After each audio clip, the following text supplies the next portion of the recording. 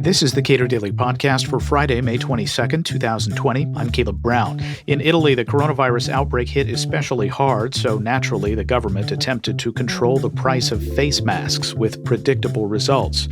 Cato adjunct scholar Alberto Mingardi wrote about the government's ill-fated attempt to control prices on vital goods at the Wall Street Journal. We spoke earlier this week. Italy has been hit hard by the coronavirus and COVID-19. How, in general, do you rate the government response? How well do you rate, in general, the private sector response? Well, the government was shocked, like anybody else, by the pandemic. Clearly, the response has been messy, and with the benefit of insight, several mistakes were made. Right at the beginning, for example, the government ordered to close schools. And government officials said very clearly, if you have problems about, finding some place to leave your kids, leave them with their grandparents. It was a major mistake. Right at the beginning, in some regions, COVID-19 patients, coming to hospitals in substantial numbers, they were sent to nursing homes. Another major mistake that happened all throughout the world, including in New York. So clearly, we had problems because we were facing something which was totally unknown, a new virus. At the very same time, Italy has a strongly left-of-center government. And so this particular mindset, the government ideology, added up to the problems. In many ways, the Italian response to COVID-19 has been clearly government-led in a climate of suspicion vis-a-vis the private sector. So now is it fair to say that cases are on the decline? Yes, cases are on the decline. What is particularly important is that the number of people that need intensive care unit beds is declining sharply. It has declined sharply in the last 2 weeks everywhere in Italy, but particularly in Lombardy, which is the region where I live. Lombardy is a highly commercial, economically integrated region. So not surprisingly, because viruses travel like anything else, Lombardy was really, the most relevant of the outbreaks, particularly an area near Bergamo, beautiful city, but also an industrial powerhouse. Basically, half of the deaths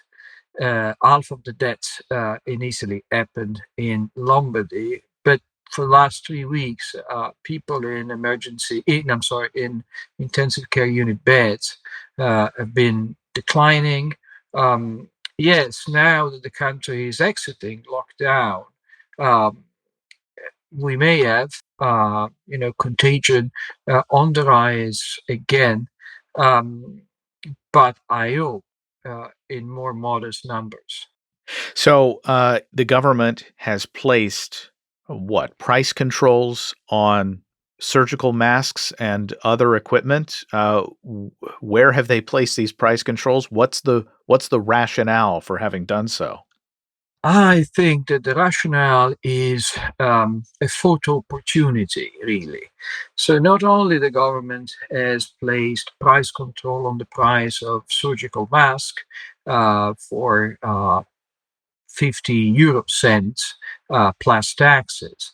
But this price, the mandated price, is not really compatible with the cost of this item today. Surgical masks used to be very inexpensive things.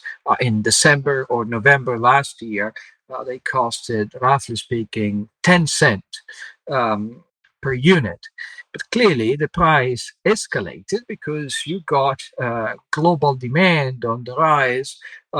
Most of the producers are located in China, but also people and hospitals and pharmacies needed them real quick.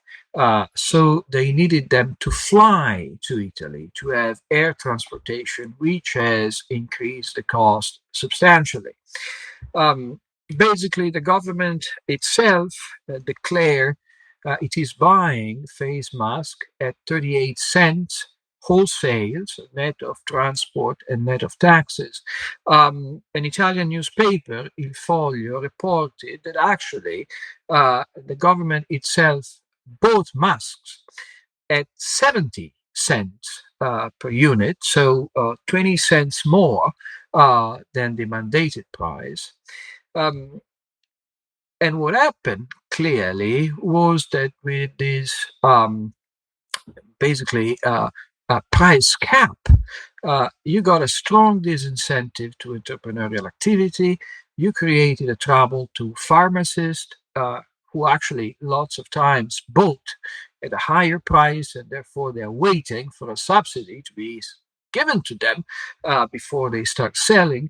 And you also created trouble to manufacturers that started producing face masks in Italy. I mean, not necessarily surgical face masks, but textile face masks, which are clearly more expensive, uh, but they're damaged by these administered price on surgical face masks. What does that mean for the average person who would like to protect themselves, protect their family, and protect those around them from being asymptomatic spreaders of this illness? Now, contrary to basically stereotypes, Italians have been extremely disciplined in these situations. Clearly, of course, you got parties of young people staying up late and making noise in the street as soon as the lockdown was eased up. But this is still a rare occurrence. Most of Italians are very responsible and they're taking the situation very, very seriously. Um, so there is a great demand for face masks in some regions, including Lombardy. It is mandatory to have one if you want to get out and go to the grocery. Most shops are requiring you to have one on. Actually, all of them are requiring you to put one on if you want to enter.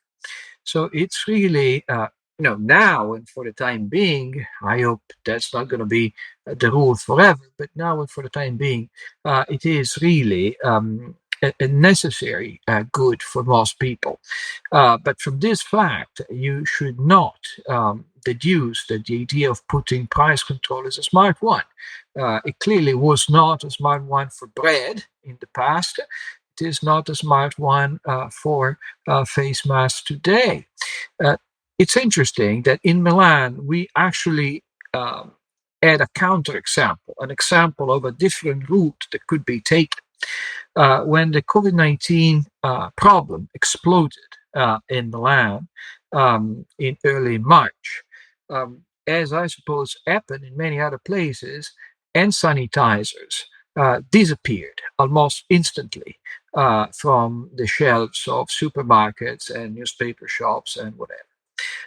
Prices went up, and I got students of mine who send me pictures of and links to eBay pages in which uh, bottles of hand sanitizers were basically selling at a higher price than French Burgundy wine. But this surge in prices basically alerted other companies. And so pharmacists and distilleries started making sanitizers, and bottles reappeared on shelves in supermarkets and elsewhere at a higher price, but in a matter of days. Nowadays, prices are basically back at the price of these hand sanitizers before the crisis, just perhaps a bit higher than that. So clearly, this, if you want to call it free market response, was messy. Uh, Clearly, lots of people were unhappy in the short run. There were people seeking government control on these products, but at the end of the day, the market reacted well, as you and I may have predicted. It is, I think, a pity that we're not allowed the market to do its job when it comes to face masks. Alberto Mingardi is Director General of Istituto Bruno Leoni in Italy. We spoke this week. Subscribe to the Cato Daily Podcast wherever you please and follow us on Twitter @Cato Podcast.